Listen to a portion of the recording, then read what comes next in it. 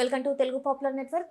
నేను సిరి. జగ్గారెడ్డి గారు చేసిన కొన్ని వ్యాఖ్యలు ఇప్పుడు దుమారం రేపుతున్నాయి. నాకు ఒక ఖతర్నాక్ కోరిక అయితే ఉంది. ఇది జూలై, నవంబర్ లోపు నేను నా కోరికలు ఏందనేది చెప్తా అని చెప్పేసి తను చేసిన వ్యాఖ్యలు అయితే ఇప్పుడు దుమారాన్ని రేపుతున్నాయి. సో దీని మీద స్పందించడానికి ఈరోజు మనతో పాటు ఉన్నారు ప్రముఖ రాజకీయ విశ్లేషకులు ఎంకే రావు గారు. నమస్కారం సార్.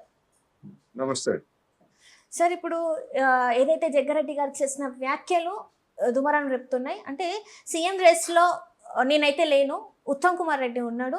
సో ఆయన ఆల్రెడీ రేవంత్ రెడ్డి సీఎంగా ఉన్నాడు, ఇప్పుడు ఉత్తమ్ కుమార్ రెడ్డి రేస్లో ఉన్నాడు. నాకైతే అట్లాంటి ఆశలు లేవు, కానీ నేను నవంబర్ లోపల మాత్రం నా మనసులో ఉన్న కోరికనైతే నేను బయట పెడతా అని చెప్పేసి కొన్ని వ్యాఖ్యలు చేసింది సార్. అంటే ఏంటి ఈ మాటలకి అర్థం ఏంటి అంటారు? దీని వెనకాల కథ ఏముంది అనుకోవచ్చు మనం? మీరు అన్నట్టుగా జగ్గారెడ్డి గారికి ఖతర్నాక్ కోరిక ఏముందో మనకైతే తెలియదు. ఖతర్నాక్ కోరిక అంటే ముఖ్యమంత్రి పీఠం తప్ప మరొకటి లేదు ఉన్నటువంటి పరిస్థితుల్లో. మరి ఆయనే నాకు ముఖ్యమంత్రి పీఠం గురించి అటువంటి ఆశ లేదు అని చెప్పినప్పుడు, రెండోది ఉత్తమ్ కుమార్ రెడ్డి గారు రేస్లో ఉన్నారు అనేటువంటిది చెప్పారు. మరి ఉత్తమ్ కుమార్ రెడ్డి గారు రేస్లో ఉంటే మరి ఆయనకు మద్దతు ఇవ్వడం ఆయన ఖతర్నాక్ కోరిక, లేకపోతే రేవంత్ రెడ్డి గారిని కొనసాగించడం ఆయన ఖతర్నాక్ కోరిక ఏమిటి అనేటువంటిది ఆయన చెప్పేంత వరకు మనం ఏమి దాని మీద ఊహాగానాలు చేయాల్సినటువంటి అవసరం లేదు. ఒకవేళ అటువంటి కోరిక ఆయనకు ఉండి ఆయన ఏ విధంగా అంటే ఉత్తమ్ కుమార్ రెడ్డి గారికి అనుకూలంగా కానీ వ్యతిరేకంగా కానీ చేసినప్పటికీ రాష్ట్ర రాజకీయాల్లో దాని ప్రభావం ఏమి ఉంటుందని నేనైతే అనుకోవట్లేదు. ఎందుకంటే జగ్గారెడ్డి గారు ఆయన ఒక జిల్లాకి పరిమితమైనటువంటి నాయకుడే తప్ప రాష్ట్ర రాజకీయాలను ప్రభావితం చేయగలిగినటువంటి శక్తివంతుడైతే కాదనేది నా అభిప్రాయం. అందువలన అది టీ కప్ లో తుఫాన్ లాగా ఆయన ప్రకటన మారినా కూడా ఆశ్చర్యం లేదు. అయితే ఇప్పుడు ఉత్తమ్ కుమార్ రెడ్డి పేరు ఎందుకు చెప్పారు, ఆ చెప్పడం ద్వారా ఆయన ఏమి సాధించదలుచుకున్నారు అనేటువంటిది సహజంగానే చర్చ జరిగేటువంటి అవకాశం ఉంది. మరి కర్ణాటకలో మాదిరి టీకే శివకుమారు సిద్ధరామయ్య మధ్య అధికార మార్పిడి జరిగినట్లుగా ఇక్కడ కూడా అట్లాంటి ఒప్పందం ఏమన్నా ఉన్నదా అంటే అటువంటి ఒప్పందం ఏమీ లేదు. తెలంగాణలో అనేక మంది ఉత్తమ్ కుమార్ రెడ్డి గారితో సహా అనేక మంది ముఖ్యమంత్రి పదవి కోసం పోటీలు పడ్డారు, లాబింగ్ చేశారు. ఏమి చేసినప్పటికీ రేవంత్ రెడ్డి గారికి ఉన్నటువంటి కొన్ని ప్రత్యేకతలు లేదా సమీకరణ శక్తి ఏమన్నా కావచ్చు, వాటితోటి అధిష్టాన వర్గం రేవంత్ రెడ్డి గారికి ఆ బాధ్యతల్ని అప్పగించింది. ఇప్పుడు కాంగ్రెస్ ఒక విధంగా చెప్పాలంటే దేశంలో కష్టకాలంలో ఉన్నది. కేంద్రంలో మారుతున్నటువంటి పరిస్థితులు, దేశంలో బీజేపీ ఉద్యమంతో తలెత్తినటువంటి మార్పుల్లో రాహుల్ గాంధీకి ఆశలు కూడా పెరిగినట్టు మనకు కనిపిస్తా ఉంది. అటువంటి స్థితిలో తెలంగాణలో రేవంత్ రెడ్డిని మార్చి మరొకరిని ఇక్కడ పీఠంలో కూర్చోబెట్టేట్లయితే తెలంగాణలో 2028 చివరిలో జరిగేటువంటి ఎన్నికల్లో విజయం సాధిస్తారా లేదా, లేదా అది కేంద్ర కాంగ్రెస్ నాయకత్వానికి లాభమా నష్టమా, ఇట్లాంటి లెక్కలన్నీ కూడా వాళ్ళు వేసుకుంటారు. నేనైతే అటువంటి పరిస్థితి ఉంటుందని అనుకోవట్లేదు. లేదా ఏదైనా అనూహ్యమైనటువంటి పరిస్థితులు తలెత్తితే దాని గురించి కూడా మనం ఏం చెప్పలేము. ఎందుకంటే కాంగ్రెస్ లో కానీ ఏ రాజకీయ పార్టీలో అయినా ఎప్పుడు ఏం జరుగుతుందో కూడా తెలియజెప్పలేము. ఇటీవల జరిగినటువంటి కొన్ని నియామకాల గురించి నిన్న ఢిల్లీలో జరిగినటువంటి సమావేశంలో యాదాద్రి ఆలయ ధర్మకర్తల నియామకం విషయంలో పార్టీతో సంప్రదించకుండా రేవంత్ రెడ్డి గారు ఏకపక్ష నిర్ణయం తీసుకున్నారనేటువంటిది మరి అధిష్టాన వర్గానికి తెలియకుండా, లేకపోతే వాళ్ళ సమ్మతి లేకుండా అటువంటి వార్తలు బయటకు వచ్చే అవకాశం లేదు. అందుకని ఆ విధమైనటువంటి వైఖరి ఒకటి. రెండోది, హైడ్రా కమిషనర్ గా ఉన్నటువంటి రంగనాథ్ను ఆయన ప్రవర్తనతో ఆ పదవి నుంచి తొలగించాలని హైకోర్టు చేసినటువంటి సిఫార్సు తోటి దానికి రేవంత్ రెడ్డి గారికి ఆ పదవికి రేవంత్ రెడ్డి గారికి ముడిపెట్టి ఇది రేవంత్ రెడ్డి గారు విఫలమయ్యారు అనేటువంటి దాంతో ఎవరైనా పావులు కలుపుకున్నారా, ఇవన్నీ కూడా ఊహాగానాలే. నిజంగా జరుగుతున్నట్లు మనం అయితే చెప్పలేం, కానీ పాసిబిలిటీ అయితే ఉంది అటువంటివి చేయడానికి. ఎందుకంటే రేవంత్ రెడ్డి గారి చర్యలు ఇటువంటి పరిస్థితిని తెచ్చాయి. బీజేపీ బీఆర్ఎస్ హైడ్రా విషయాన్ని రాజకీయంగా వాడుకోవడానికి ప్రయత్నిస్తున్నాయి అనేటువంటి అభిప్రాయం వ్యక్తం అయి ఉండొచ్చు.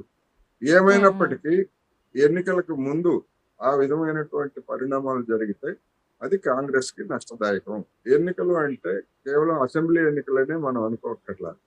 ఉమ్, రాజధానికి సంబంధించినటువంటి 3 కార్పొరేషన్ ఎన్నికలు, వరంగల్, ఖమ్మం కార్పొరేషన్ ఎన్నికలతో పాటు కీలకమైనటువంటి జిల్లా పరిషత్, మండల పరిషత్ ఎన్నికలు కూడా జరగాల్సి ఉంది. అవును అటువంటి సార్. ఎన్నికలు జరగవలసినటువంటి తరుణంలో మరి జగ్గారెడ్డి లాంటి వాళ్ళు ఈ విధమైనటువంటి ఉత్తమ్ కుమార్ రెడ్డి గురించి రేస్ లో ఉన్నారని, నేను తనకున్నటువంటి కోరికల్ని వాంఛల్ని బయట పెడతానని చెప్పడం ద్వారా ఏమి సాధించదలుచుకున్నారు అనేటువంటిది ఒక ప్రశ్న వస్తుంది.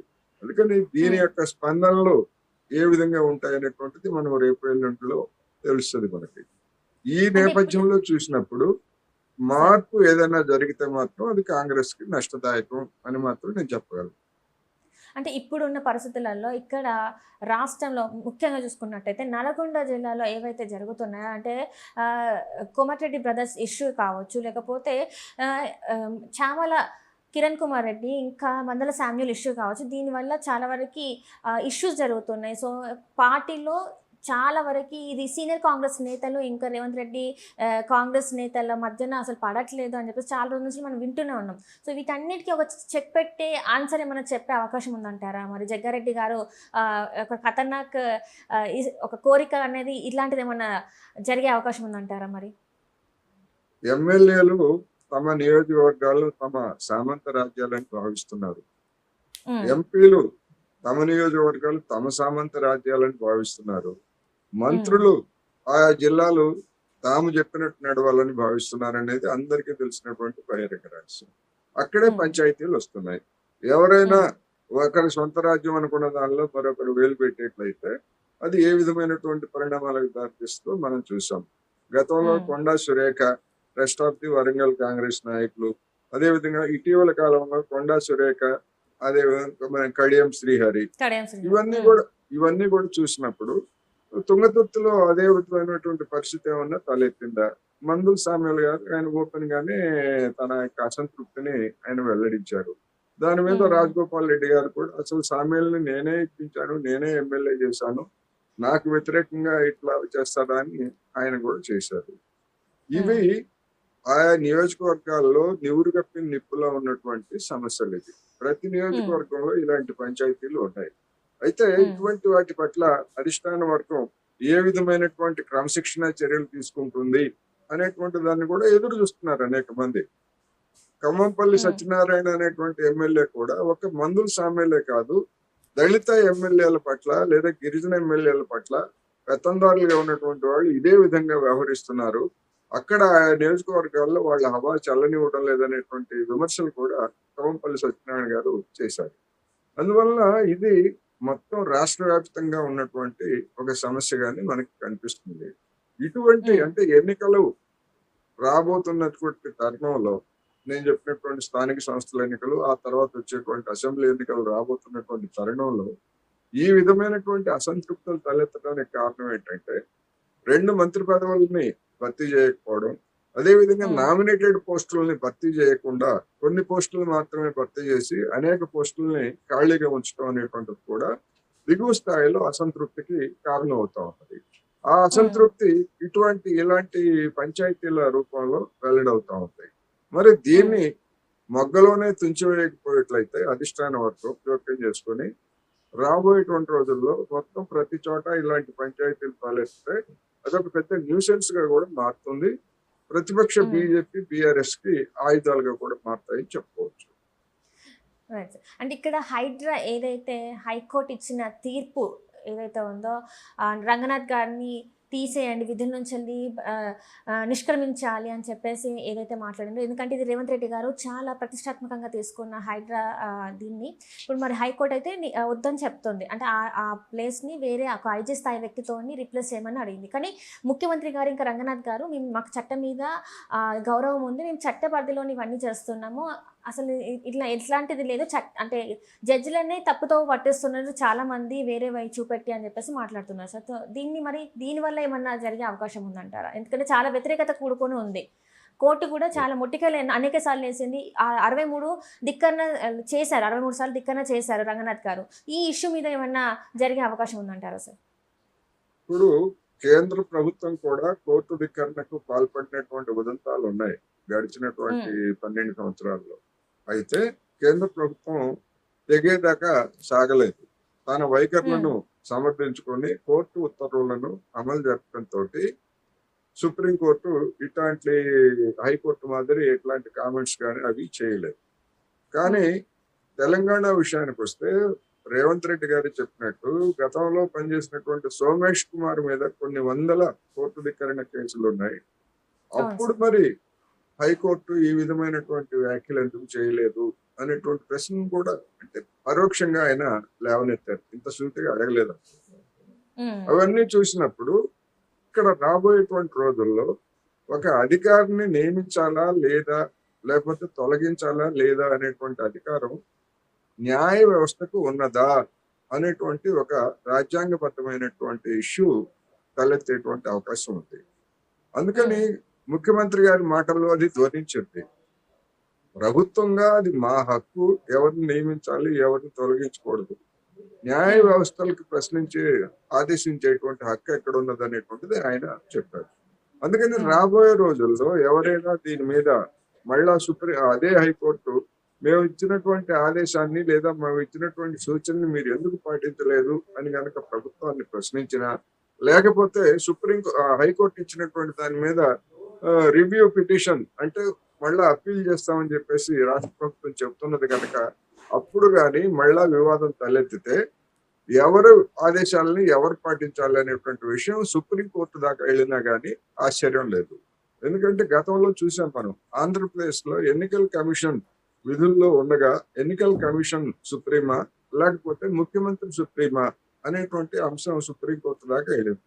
ఎన్నికలు జరిగే సమయంలో సుప్రీము ఎన్నికల కమిషనరే అనేటువంటి తీర్పు అప్పుడు వచ్చింది. కానీ ఇది ఎన్నికల సమయం కాదు. వివిధ రాష్ట్రాల్లో ఎన్నికల కమిషనర్లుగా ఉన్నటువంటి వాళ్ళు ఆయా అధికారుల మీద, పోలీసు అధికారులు కావచ్చు లేదా ఐఏఎస్ అధికారుల మీద ఫిర్యాదులు వచ్చినప్పుడు వాళ్ళని మార్చాలని ఆదేశించినప్పుడు రాష్ట్ర ప్రభుత్వాలు విధిగా మార్చినటువంటి బదిలీ చేసినటువంటి ఉదంతాలు జరిగాయి. కానీ ఇది సపరేట్. మరి ఇటువంటి అప్పుడు కూడా కోర్టులు జోక్యం చేసుకోవచ్చా లేదా అనేటువంటిది ఒక న్యాయపరమైనటువంటి అంశం. అందుకని ఏం జరుగుతుంది ఏమిటి అనేటువంటిది మనం పక్కన పెట్టేట్లయితే హైడ్రా కమిషనర్ గా రంగనాథ్ గారిని వదులుకునేందుకు రేవంత్ రెడ్డి గారు సిద్ధంగా లేరు అనేటువంటి ఇండికేషన్ ఇప్పటికే వెలువడింది. అయితే అది ఫైనల్ కాదా అనేటువంటిది మనం రాబోయే రోజుల్లో చూడొచ్చు.